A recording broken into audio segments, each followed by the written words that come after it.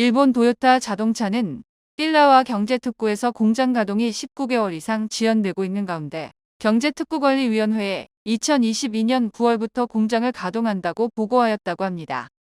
당 초기 회계에 의하면 5,260만 달러를 투자하여 2019년 5월 연간 2,500대의 픽업 트럭 힐럭스를 생산할 수 있는 반조립 공장을 2021년 가동할 예정이었으나 19개월가량 가동을 하지 못하고 있다가 가동을 하게 되었습니다. 지난 8월 말 딜라와 경제특구 운영위원회에 조립공장 가동 계획서를 제출하였으며 9월부터 생산을 시작하여 하루 약 10여 대 정도의 차량을 생산할 것으로 예상하고 있다고 합니다. 이와 함께 양곤 중고자동차 판매업체들은 도요타 조립공장 가동 이후 아직까지 생산된 차량의 최종 판매가도 발표하지 않았지만 양곤 중고자동차 시장은 타격을 받고 거래량이 급감하기 시작하였다고 합니다. 2022년 10월 12일 네피도 교도소 특별법원은 아웅산 수치 전 국가고문 부정부패 혐의에 대한 13번째 유죄 판결을 내리며 추가 징역 3년형을 선고받았습니다. 특별법원은 2019년과 2020년에 현지인 사업가 마웅 웨이근 4차례에 걸쳐 도킨 지재단에 총 55만 달러를 기부금 명목으로 전달한 혐의가 인정이 되면서 최종 판결을 받았습니다. 2022년 6월까지 아웅산 수치 국가고문은 총 19개 혐의로 기소가 되어 있고 현재 총 14건의 혐의로 26년형을 선고받았습니다. 국가고문은 헬리콥터 구매와 관련된 5건의 부정부패 혐의로 공판이 남아 있습니다. 전날에는 전 대통령 윈민과 국민통합정부 사회복지부 장관 윈민에 대한 헬기 구매 부정부패 혐의에 대한 공판이 진행이 되었으나 비공개로 진행이 되었다고 합니다. 또한 전 네피도 시장 묘아웅과 전 네피도 부시장 예민우에 대한 부정부패 혐의 5건에 대해 총 형량으로 보면 15년형이지만 징역 3년형으로 최종 판결하였습니다. 이들은 NLD 정권 당시 민영업체의 토지 임대료를 대폭 할인한 부정부패 혐의가 있다고 하며 시장은 이미 19년형을 선고받았고 부시장 20년형을 선고받았습니다. 2022년 10월 12일 오전 10시 25분경 온주 짜익토 타운십 짜익대어 검문소에서 무장단체 공격으로 민간인 3명이 사망하고 13명이 부상을 입은 사건이 발생하였습니다. 이 지역은 카렌 내셔널 유니언 이려단이 관할하는 지역으로 종종 미얀마 국방부 호송 차량이 공격을 받기도 하지만 아직까지 어떤 무장단체 공격이 있었는지는 밝혀지지 않고 있습니다.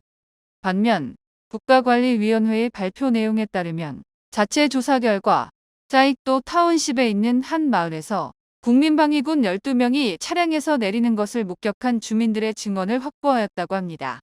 이후 버스터미널에서 동쪽 50야드 떨어진 도로에서 자리를 잡고 40mm 총기로 공격을 감행한 것으로 밝혀졌다고 합니다. 이번 공격으로 순례자 여성 3명 사망하고 남성 9명과 여성 10명이 부상을 입었으며 경찰관 1명도 부상을 입어 짜익도 구경병원으로 후송이 되었다고 설명하였습니다. 이에 국가관리위원회는 범인들을 수색하는 데 총력을 다할 것이라고 밝혔습니다. 또한 구경신문사에는 항상 그래왔듯이 여러 단체들의 비난 성명서가 줄을 이었습니다. 짜익도 국민방위군 지도자인 경찰관 출신 예민토는 이번 총격은 국방부가 발포한 총에 민간인들이 사망한 것이라고 밝혔습니다. 이 지역에는 CCTV가 많이 설치되어 있기 때문에 영상만 공개된다면 범인은 분명하게 밝혀질 것이라고 하였습니다. 이후 클라이려단 사무장은 이번 총격에 대해 클라와 짜익도 레볼루션 포스는 관련이 없다고 일축하였습니다. 2022년 10월 12일 양곤 지역에서 시위를 촬영한 일본인 영화감독 토로 쿠보타는 미얀마 이민법 13조항에 의거하여 추가 징역 3년형을 선고받았습니다. 지난 10월 5일 미얀마 형법 505조와 전자거래법법에 의거하여 징역 7년형을 선고받은 바 있으며 이번 선고로 총 10년형을 선고받았습니다. 2022년 10월 12일 상무부에서 개최한 미얀마 경제특구 중앙위원회 회의에 참석한 국가관리위원회 소인 부위원장은 미얀마에 있는 경제특구 투자 유치를 위해 국제기준의 업무 절차에 따라 서비스를 개선해야 할 것이라고 밝혔습니다. 2019년 현재 총 147개국에서 약 5,400개의 경제특구가 운영이 되고 있으며 외국인 투자 유치를 위한 중요한 산업 정책 중 하나가 되고 있다고 강조하였습니다. 이에 미얀마도 2014년 경제특구법 개정을 하고 2015년 발효를 한 바 있으며 법에 따라 경제특구중앙위원회를 구성하여 연 2회 회의를 개최하고 있다고 설명하였습니다. 경제특구 활성화는 국가 경제와 지역 주민 고용 창출 및 생활 수준을 향상하는 데 큰 기여를 할 것이기 때문에 이에 대한 노력이 있어야 한다고 밝혔습니다. 특히 2008년부터 진행되고 있는 다웨이 경제특구만 진전을 보이지 않고 있어 새로운 합작 투자자를 유치하는 데 집중할 것을 명령하였습니다. 2020년 다웨이 경제특구 사업에 대해 이탈리안 타이 컴퍼니가 계약을 체결하였지만 사업 지원과 자금 조달 증명을 할 수 없게 되면서 취소가 된 바 있습니다. 미얀마 중국 경제회랑 협력 사업의 일환으로 진행 중인 짜욱 표경제특구 심해항 사업의 경우 2018년 11월 8일에 계약 체결을 하였으며 최근 사업을 재개하였다고 합니다. 2022년 10월 10일 따웅한 전력부 장관과 료민우 에너지부 장관은 리누 주러시아 미얀마 대사와 함께 러시아에서 개최하는 국제에너지 포럼 개막식을 참석하였습니다.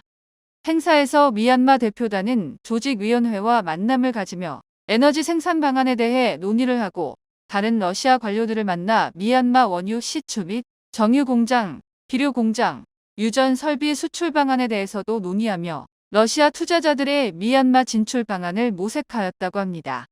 미얀마 대표단은 파워머신즈 컴퍼니 대표를 만나 수력 및 화력, 원자력 발전소 설비 생산과 미얀 수출에 대해 논의하였다고 합니다. 이미 이 업체는 미얀마의 수력발전소 관련 설비를 수출하고 있다고 하며 앞으로 수력발전과 관련한 사업 진출이 활성화될 것이라고 밝혔습니다. 이후 가스프롬 네프트 컴퍼니 국제사업부 부사장을 만나 미얀마 원유 시추 및 정유 공장, 비료 공장, 유전 설비 수출 방안에 대해서도 논의를 하였습니다. 노사톰 컴퍼니 겸 러시아 원자력 발전공사 부국장을 맡고 있는 니콜라이도 만나 양국 간 원자력 발전 도입 협력 방안과 MOU 체결 이후 계획 등에 대해 논의를 하고 3+1 원자로 센터 견학 일정에 대해서도 조율을 하였습니다. 앞으로 국가관리위원회는 러시아 소형 원자력 발전 기술 도입을 위해 집중을 할 것으로 보입니다. 시민 불복종 운동에 합류한 미얀마 국방부 탈영 장교들은 우기가 끝나는 시점부터 타닌따리 지역에 대대적인 공격이 있을 것이라고 경고하였습니다.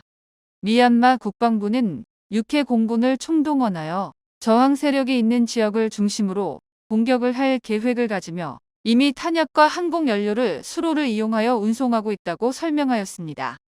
국방부 탈영 대위 출신 제야뚜는 특히 항공 연료 운송의 움직임은 앞으로 지상군으로만 구성되어 있는 저항단체에 큰 타격을 줄 수 있는 공습이 감행된다는 것을 의미한다고 지적하였습니다. 이미 항공 연료는 양곤 띨라와 항구 유류 저장소에서 따닌따리 지역 메익 공군기지로 운송이 되고 있다고 합니다. 국방부 육군에서도 10월 첫째 주부터 군인들이 일부 타운십에 배치되고 있다고 합니다. 이에 지역 주민들은 교전에 대비한 식량 비축을 하고 있다고 합니다. 타닌따리 지역에는 최소 30개 이상의 저항단체들이 주둔하고 있습니다. 미얀마 투자회사행정국 바이카 발표 자료에 따르면 2022년 23년 회계연도 상반기 동안 외국인 투자기업 29개가 미얀마 제조업에 1억 2,900만 달러를 투자하였다고 합니다. 지난 4월부터 9월까지 6개월간 39개 업체가 12억 4천만 달러를 투자를 하였으며 대부분은 제조업이라고 합니다. 전력부문 6개 프로젝트 7억 240만 달러, 부동산 1개 업체 2,900만 달러, 서비스업 2개 업체 각각 3억 7,800만 달러, 축산 및 수산업 154만 5천만 달러 투자가 있었다고 합니다. 미얀마 투자위원회는 노동 집약적 산업투자업체 유치에 우선순위를 두고 외국인 투자 유치를 위해 노력하고 있다고 하며 국가관리위원회에서는 봉제산업 종사자들의 생산성 향상을 위해 유니세프의 지원을 받아 양곤과 네피도 봉제공장 노동자를 대상으로 모바일 의료 검진도 실시하였다고 합니다.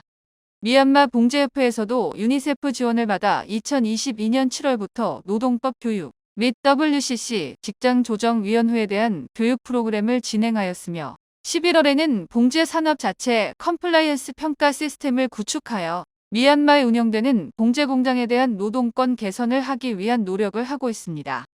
HIS 마켓 9월 보고서에 따르면 코로나19와 정치적 위기로 인해 일부 노동 집약적 산업이 재정적인 어려움에 직면하기도 하였으나 코로나19 예방접종 프로그램을 실시한 이후 정상화가 되어가고 있다고 분석하였습니다. 미얀마 CNP 봉제 산업은 국가 GDP에 큰 비중을 차지하는 것뿐만 아니라 저소득층의 고용 창출과 생활을 유지하는 데 반드시 필요한 상황입니다. 2021년 10월부터 2022년 3월 중간 회계 연도에는 49개 외국인 기업이 6억 4,712만 7천 달러를 투자하였으며 그중 40개 업체가 제조업에 2억 2,667만 달러를 투자한 바 있습니다.